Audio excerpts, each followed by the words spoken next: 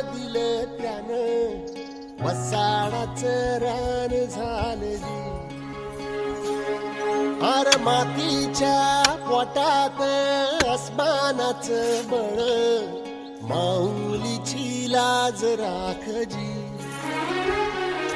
या विनमिन त्या दिव्याला तू सासड घाल, या